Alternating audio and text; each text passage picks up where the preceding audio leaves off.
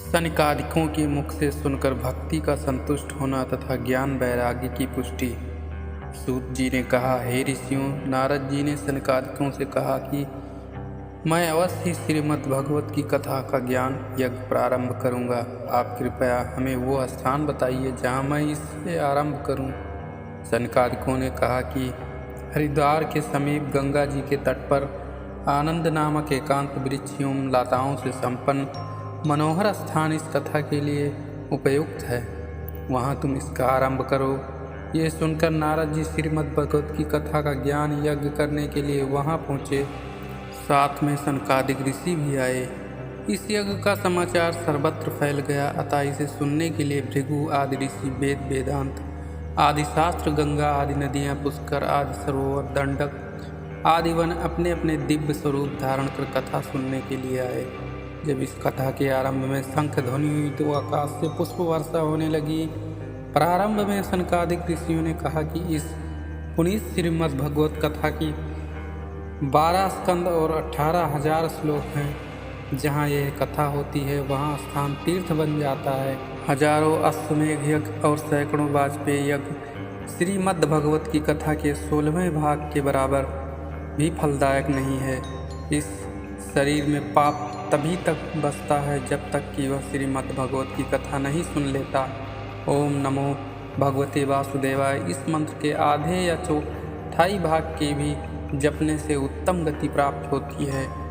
इस कथा के लिए कोई समय या दिन निश्चित नहीं है, किंतु कलयुग में चित्तवृत्तियाँ अधिक काल तक रोकी नहीं जा सकती, अतएव इस कथा को 7 दिन में समाप्त कर देना श्रेष्ठ है। इसको 1 सप्ताह सुनने से ही जप, तप, योग, समाधि और तीर्थाटन आदि कर्मों से कहीं अधिक फल प्राप्त हो जाता है। शौनक जी ने पूछा, हे सूत जी, श्री कृष्ण की कथा का ये श्रीमद् भगवत पुराण सर्वधर्मों में श्रेष्ठ एवं कल्याणप्रद कैसे हुआ? सूत जी ने कहा, जब श्री कृष्ण जी थे तो उनसे उद्धव जी ने यह प्रश्न किया था कि जब आप नर लीला समाप्त कर अपने धाम को चले जाएंगे तो फिर कलयुग में ये गौ रूपी पृथ्वी किसकी शरण में जाएगी? ये प्रश्न सुनकर श्री कृष्ण जी चुप हो गए और अपने तेज को श्रीमद् भगवत में स्थिर कर अंतर ध्यान हो गए। सूत जी ने कहा, नारद जी के श्रीमद् भगवत के ज्ञान यज्ञ को 1 सप्ताह में समाप्त करने का जैसे ही निर्णय किया गया, वैसे ही भक्ति श्री कृष्ण गोविंद हरे मुरारी, हे नाथ नारायण, हे वासुदेवा कहती हुई अपने दोनों पुत्रों ज्ञान और वैराग्य के साथ आकर यज्ञ में उपस्थित हो गई। ये देखकर सबको आश्चर्य हुआ। भक्ति ने नम्रतापूर्वक कहा, मुझे तो इस कलयुग ने नष्ट कर दिया था, किंतु श्रीमद् भगवत की कथा के इस ज्ञान यज्ञ ने फिर मुझे जीवन प्रदान किया। कथा में भगवान का आगमन और गोकर्ण उपाख्यान। सूत जी कहते हैं, हे शौनकादिक ऋषियों, भक्ति ने ऋषियों से पूछा, आप लोग कृपा कर मुझे ये बतलाइए कि अब मैं कहाँ वास करूँ? ऋषियों ने कहा, अब तुम वैष्णव के हृदय में वास करो। जैसे ही भक्ति ने वैष्णव के चित्त में प्रवेश किया, वैसे ही भगवान विष्णु भी साकार रूप धारण कर भक्तों के चित्त में प्रवेश कर गए। सनत कुमार ने कहा, श्रीमद् भगवत के सप्ताह यज्ञ से दुराचारी मनुष्य का सहज ही उद्धार और कलयुग में मनुष्य कैसे पवित्र हो जाता है, इस संबंध में मैं तुमसे एक इतिहास कहता हूँ।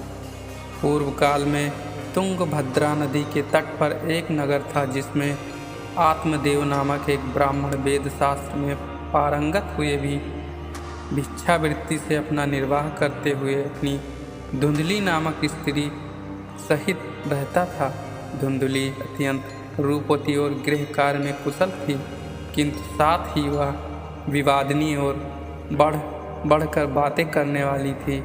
पति पत्नी में बड़ा प्रेम था, किंतु संतानहीन होने के कारण ब्राह्मण को बड़ा दुख था।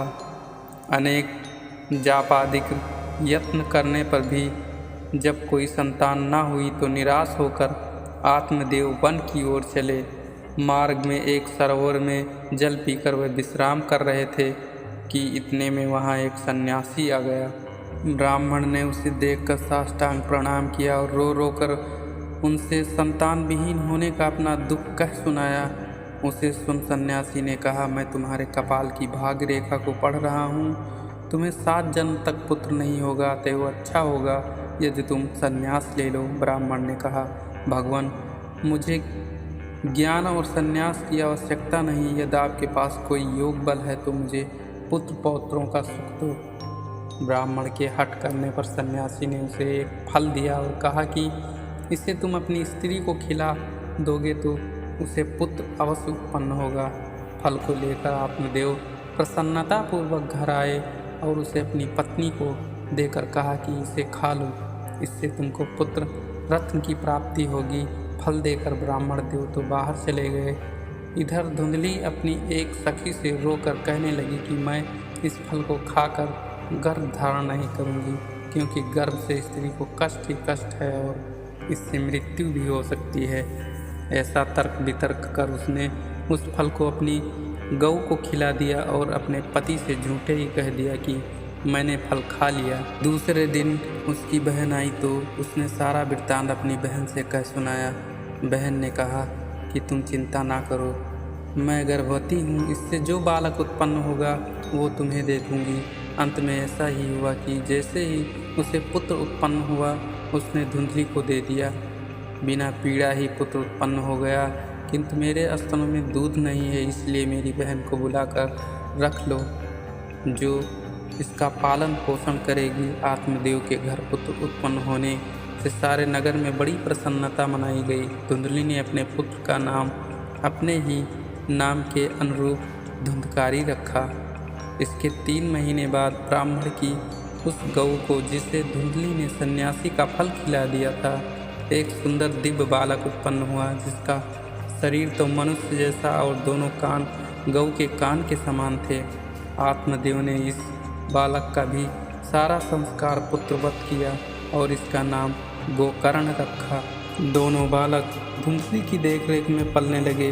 गोकर्ण तो पंडित और ज्ञानी था, किंतु धुंधकारी दुष्ट। बड़ा होने पर धुंधकारी धर्महीन अनेक कार्यों को करता हुआ एक वेश्या के साथ अपने पिता की सारी कमाई को नष्ट कर दिया। यहाँ तक कि अपने माता पिता को पीटकर वो घर के सारे बर्तन तक उठा ले गया और सब कुछ कुमार्ग में बे कर दिया। ये देखकर आत्मदेव को बड़ा दुख हुआ और कहने लगे कि इससे अच्छा तो संतानहीन होना ही था।